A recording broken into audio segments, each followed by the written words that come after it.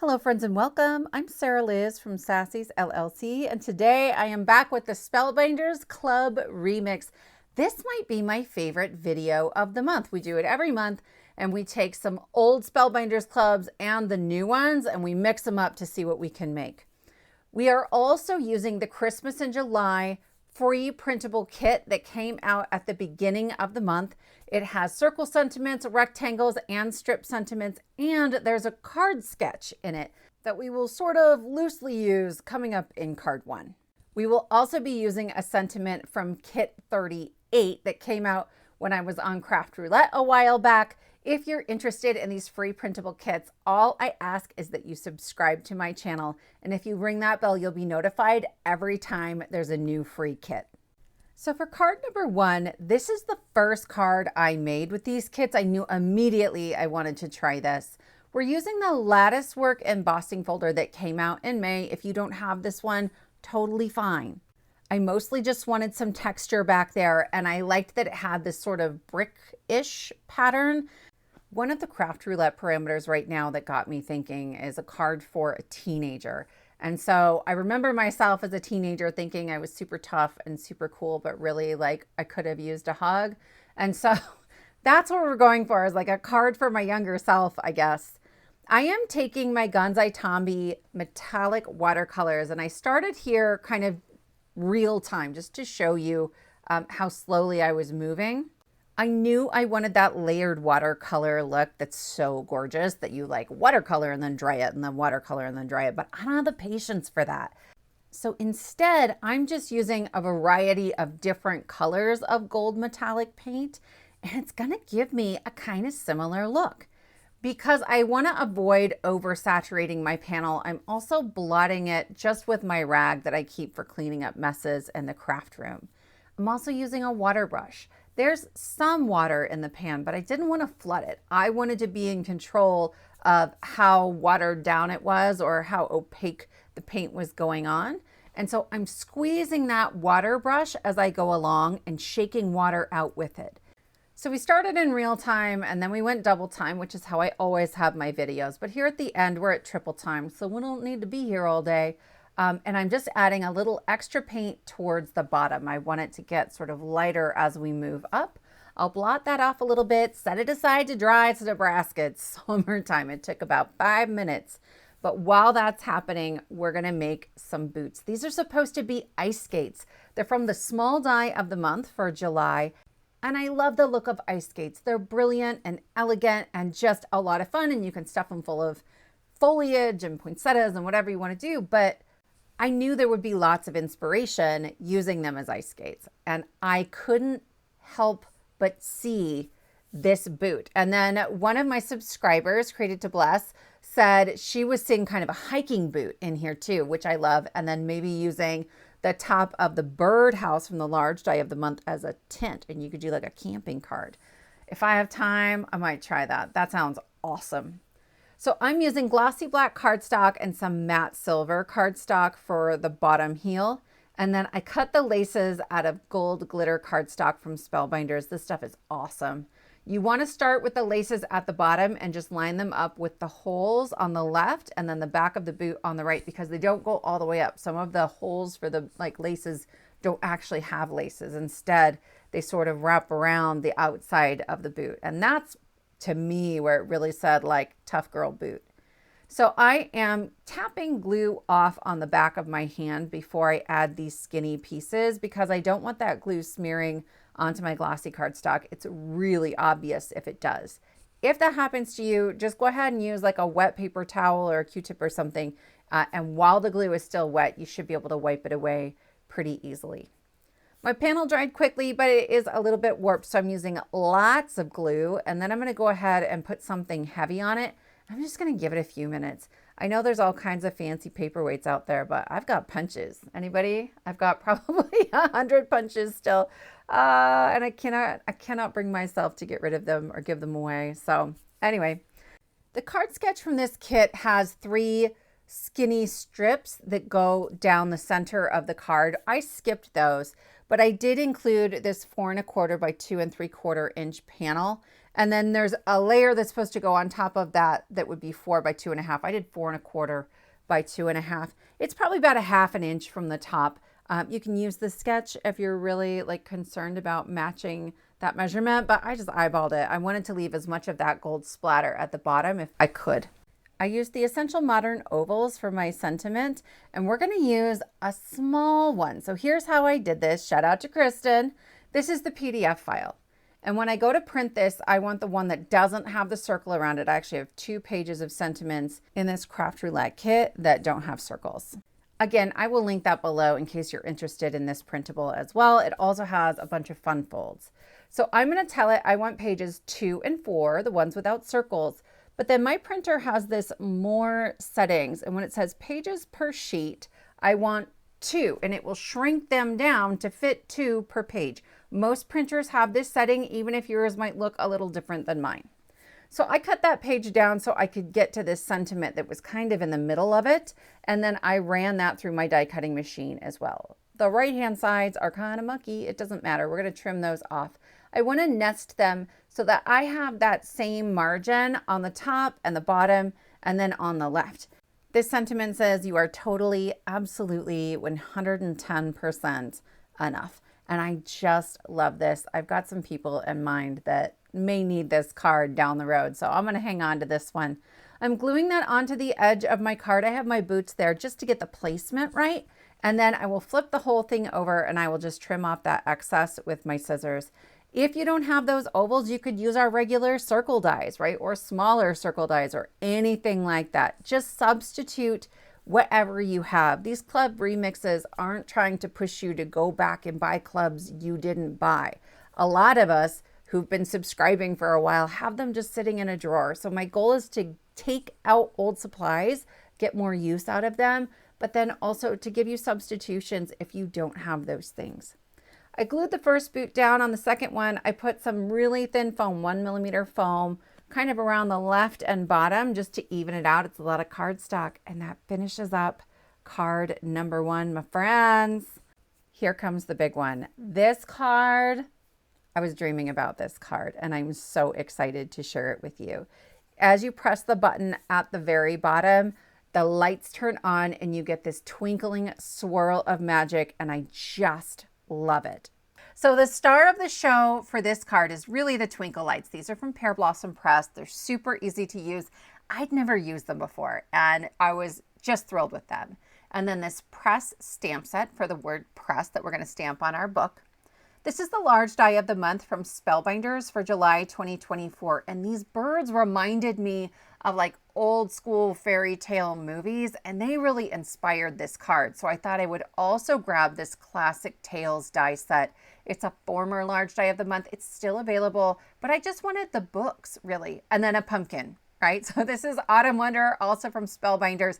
We're going to start by assembling our book dies, and these come together super easily.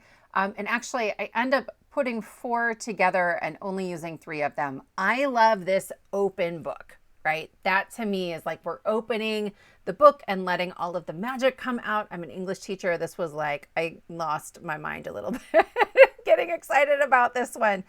But there are other companies that make book dies that would work beautifully here. WaffleFlower in particular has some that are about the same size. They just have kind of a different look and feel to them. So I'll link options for you below.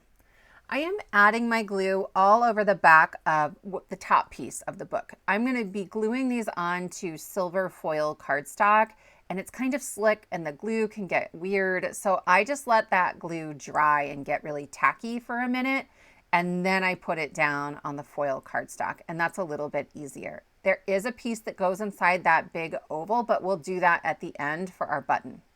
So again, you can see there is a third book on that stack before we get to the open book. We're not going to end up using that, but there are 3 options for closed books in that die set. These birds, they are whimsical and kind of quirky. There's a little crown that goes on the top. I think they're supposed to be cardinals. You could easily turn them into blue jays, but I'm just going to leave off the top part to make them any old bird, sort of a cartoony bird. So I made mine in pink, which I really love. There's a particular movie I'm thinking of as I'm assembling this one. And There's a lot of pink in one of the scenes that the birds are in where they're assembling stuff with a bow and some fabric. And so that really fit here for me. I'm adding the legs on, and I think for both of these birds, if I was gonna make these again, I would wait to add the legs until I know where they're going on my card, because if the bird is flying, I either want no legs or the legs tucked like way up underneath them, where this second bird that I'm putting together, I left those legs hanging down quite a bit. We're gonna fix it, I promise. But something to be aware of if you do have this die set and are assembling them. You wouldn't have to use these birds, right? There's tons of stamp sets that would work for this, where the birds are similar in size. Most of the bird die sets I have, the birds are quite a bit bigger. So I really liked the size of them for this so that they're not taking over the entire front of the card. So here I am kind of adding those legs, and you can see when I go to pick this up, those legs would work if the bird was standing on something, but it's a little wonky later on. This pumpkin comes from Autumn Wonder, and actually it's maybe a little big. A smaller one would have worked nicely, but I love that little swirl. So I did the top of the pumpkin and that swirly viney bit out of some matte gold cardstock just to add to the magic of it all. We're going to keep the background fairly simple because I don't have a stamp for a magical swirl. So we're going to do that by hand. So just around the edges of some light blue cardstock, I'm adding a little bit of teal ink and then a little violet ink just to create that vignette, right? That feeling that kind of comes with those old cartoon movies where it's sort of lighter in the middle and darker around the edges. I've been playing with where everything's going to go so I can add my swirl, and I am just doing a loop-de-loop, and then I'm going to come back in and add a second loop very carefully. I know it's hard to see, but I need to erase that pencil line in a minute, so I wanted it to be as light as possible. My friends, I am not an artist. I was sure I was going to end up doing this 3 or 4 times, but honestly, it was easier than I thought. So I have a Signo silver pen, right? Like a metallic pen. And I am just dotting on either side of that line all the way around just to keep track of it. Some people might be able to sort of eyeball that entire loop-de-loop. I cannot. I would totally lose my place and forget where I was. So once I have dots on either side of the line, I can go in and erase that line, right? And now I'm going in and I'm adding little stars that are just like where you cross it 3 times. Again, I know it's hard to see. I'll lift it up so you can see it here. I have some thicker spots and some thinner spots. I love that. There are some stars that I don't love. We're going to cover them up. These are teeny, teeny, tiny holographic star embellishments that I've had in my stash for ages. I don't know where they came from, but I will link to some from Trinity that have similar stars. They're mostly a little bigger, but some of the smallest ones are pretty close. Or you could use really tiny rhinestones here. At the very end, I'll put a few rhinestones on before I show you like the final finished card. But I just wanted a little more texture, something that would have some extra shine and catch the light a little bit differently. And then that part is done. I'm going to start adding my books starting at the bottom, and I'm going to glue the first 2 down, but I have a lot of other pieces I'm unsure about. So for the other books, I'm going to use some removable tape runner, and this lets me sort of pick them up and move them. It's like a Post-it level of adhesive. So when you see me moving these books, that's what's going on, right? They're tacked down very, very lightly. I originally thought I was going to stack 3 closed and then open, but I wanted more space for that swirl. That's where our lights are going to be. That's where the birds are going to be. The pumpkin right in the middle was covering up too much. So I removed that other book, and now I'm bringing in the trees, and I'm trying to decide what layout I want. They aren't going to be perfectly symmetrical, but I am going to kind of mirror what I did with the same pieces. That way I don't have to figure it out twice. I have cut everything from matte silver and matte gold cardstock, and for these trees on those thin little branches, I just add little lines of glue and then I tap it off on the back of my hand. But you could use scratch paper or a silicone mat, anything like that, just to remove glue that might ooze out. I don't want to make a mess. There is some ink back there. It is water reactive, and I really don't like it when it starts to change color from my glue. Sometimes when I'm assembling backgrounds like this, I will lay everything out and then pick it up with a clear sticky mat. add glue, and then lay it right back down in the corner of my card. I tell you what, guys, I can't find my sticky mat. So we're winging it, but they're trees and it's organic. And I was like, it's gonna be fine. I tried to put the trunks of the trees as far to the outside of the card as I possibly could. Again, I'm just leaving as much room as possible in the middle for our scene. I'll add all of that on with wet glue. On the right-hand side, again, I'm doing pretty much the same thing. And then I'll just take my scissors and I will trim off the excess, and I will have my clean sort of A2 panel. There's just a hint of those trees in the top corners. If you have a different set of book dies or book stamps, you could leave that off, right? I don't know that it was necessary, but I had it, and half of these pieces were already cut and just hanging out on the package. So that finishes off the trees. And now I can start figuring out the placement of everything else and adding in my lights. I'm bringing in a foam mat to stick behind there, and then I'm using my pokey tool, the same one that has that wax pickup stick on the other end. Mine's from Trinity, but any piercing tool would work here. And I am just poking that through 3 different places where I already had a mark in my magical swirl. And on one of them, I'm even removing that holographic star because it was the perfect place, and I'm reclaiming it for a light.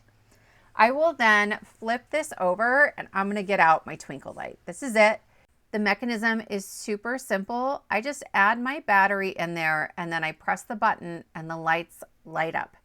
The one tricky piece about this card is that I want the battery pack on my card base and the lights on that blue panel. So I am trying to figure out where I want that button, right in the middle of that book. That's where we'll put push. And I'm adding a pencil mark onto my card base. This is just a folded A2 card base. And then I like to trace around the outside of it just to help myself make sure I get it right back in the same spot. Then I can flip this over and I'm going to add my twinkle lights. I am going to look for the yellow part that is the light. It faces a particular direction, and I want that right up against the holes that I've poked. I'm coming back in with my piercing tool just to make those holes a little bit bigger to give myself a little more space for that light to really shine. And then I'm going to lay one of those lights on there. It's connected to 2 wires, and I'm just taping it on there with Scotch tape, right? Making sure that the yellow part is facing the hole. I'll do that with all 3, and then I will go ahead and add my battery pack to the card base. Okay, so I'm double checking every time I make a card like this. I'm constantly checking the mechanism, making sure I didn't mess anything up. I'm using 2 pieces of 1/4 inch double stick tape. I like score tape for this, and I'm going to adhere that to my card base so the button is overlapping that pencil mark. Then I can add my foam tape. This is the world's best foam tape from Pearblossom Press. It is amazing and it is ideal for this job. I need to make sure there's enough room for that battery pack so that the button isn't getting accidentally pressed. If you're using a different tape, make sure you're checking your thickness. But I love this because it's also repositionable for 30 minutes. So if I end up with something on there crooked, I can fix it. So here are the places that I put my foam tape. And I've tucked it into the corner of my scoreboard just so that I can make sure I get everything on straight. I'm going to gently curl my wires and just use Scotch tape to add those better onto my blue panel so that I'm not worried about them sticking out when I go to add everything together. I'm going to tuck the card base into the top left corner, and then I'm going to tuck the card front in the same corner, and it's on there perfectly, right? I have a top folding card base too, so I know that if something needs to be trimmed off, right, if the card base is too big, that's down at the bottom. That's a super easy fix. You guys, I played around for 45 minutes to try to figure out ways to put an actual piece of ribbon on here, and I tell you what, I've been playing with the Spellbinders clubs all week.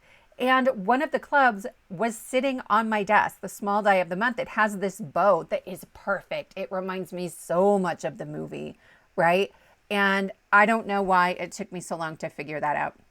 But I assembled the bow. It goes together really easily. And I'm going to have my top right bird hanging on to that bow like he's about to go add it to a dress. And then I can add my pumpkin on and my other bird. You guys, we're almost done. So the pumpkin right in the middle, I think for me sort of solidifies what scene, what sort of story we're telling. So even though I thought the pumpkin was a little big at the beginning, by the time the card is done, I was like, it's the perfect size. This is exactly the size that I wanted for this card. I would love to know in the comments below if you've used twinkle lights before, and if you have a favorite of those old classic cartoon fairy tales. I don't know if this is my favorite, but it's definitely up there. It's one of the first ones I remember ever watching.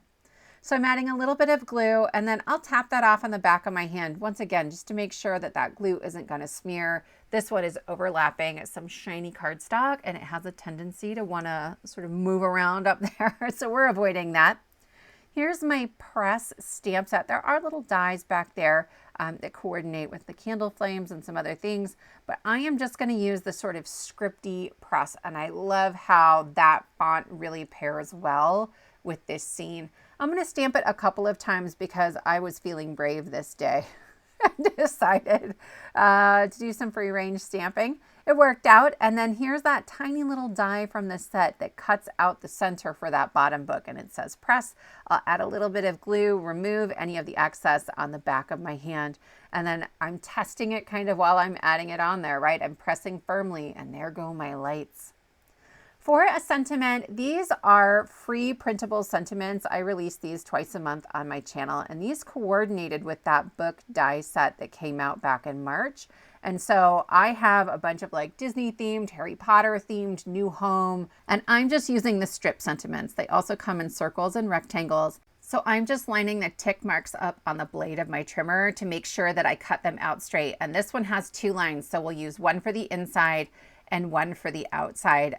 There are 4 fonts available, so I'm using a scripty font that pairs fairly well with that push on there. And it says, a card is just a small book, and every page says, I love you. If you're interested in that free printable, I will link to it on my channel. I try not to give you lots of hoops to jump through. Like it's free, my friends. So I have lined this up on a 3/8 inch strip of cardstock. I line up the 3 sides, and then I can just trim off that 4th one depending on which sentiment I'm using, and everything has the same margin. I'm adding them with removable adhesive. I just tend to do that with my cards so I can change it later if I want to. But certainly you could just glue these down if that's what works better for you. Once I get my sentiments added, I will close up my card and we will take one last look at the swirling magic and then the twinkling lights. I think it looks cool on camera, but in person, you guys, this card made me so happy. For this last card, we're going to relax a little bit, right? Nothing's lighting up. We don't have to make our own swirl of magic, but we're going to use the Boo-licious Fall Cupcake, one of my all-time favorite die sets from Spellbinders. I love this cupcake so much. And I've made another video when it first came out. I will link to that below. It is awesome.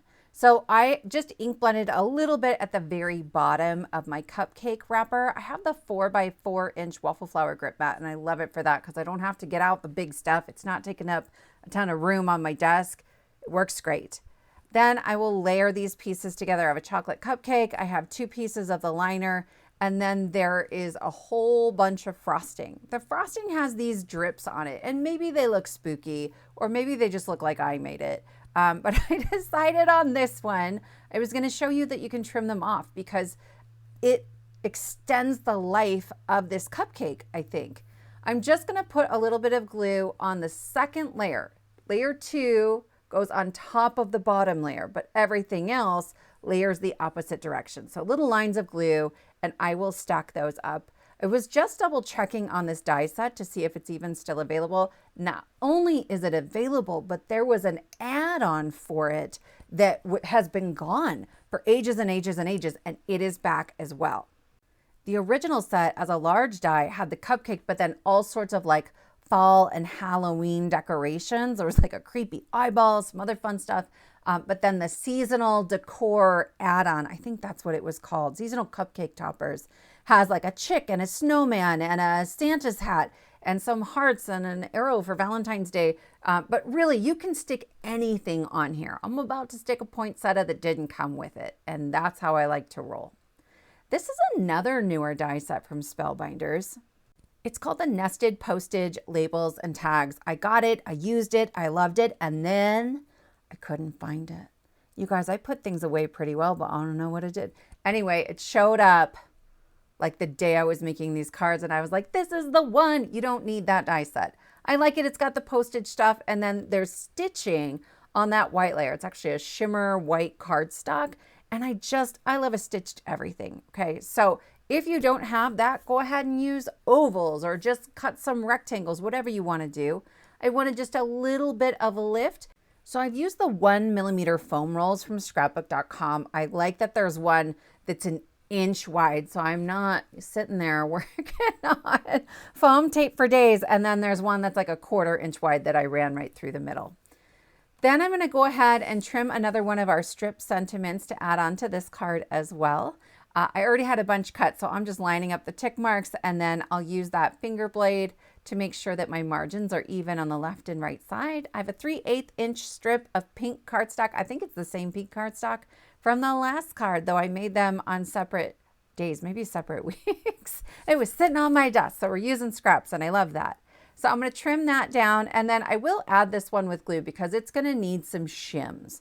Part of it is going to hang off of the cupcake, but there's 3 layers of heavyweight cardstock on the wrapper of that cupcake. So I'm just stacking up some extra cardstock. I was going to end up throwing that little strip away at this point anyway. So this was perfect. Some wet glue, and I'll get that on there.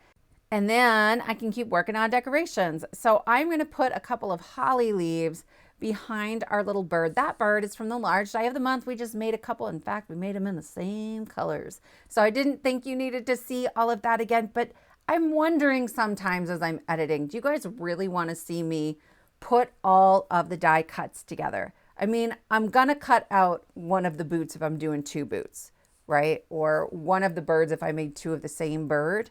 But would you like me to edit out more of the assembly of die cuts, or is it helpful to see how they go together?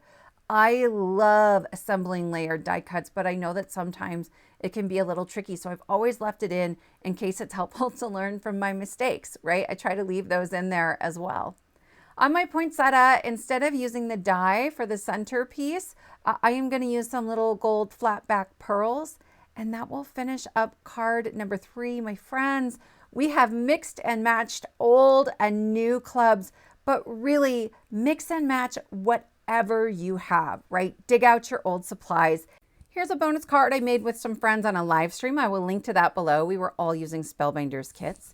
And I stole the gnome from the Stocking Full of Joy. It's not available anymore, but I just used the gnome. And you can get the gnome from Gnome Drive, or you can get it from the Holly Jolly Gnome where he swings on an ornament.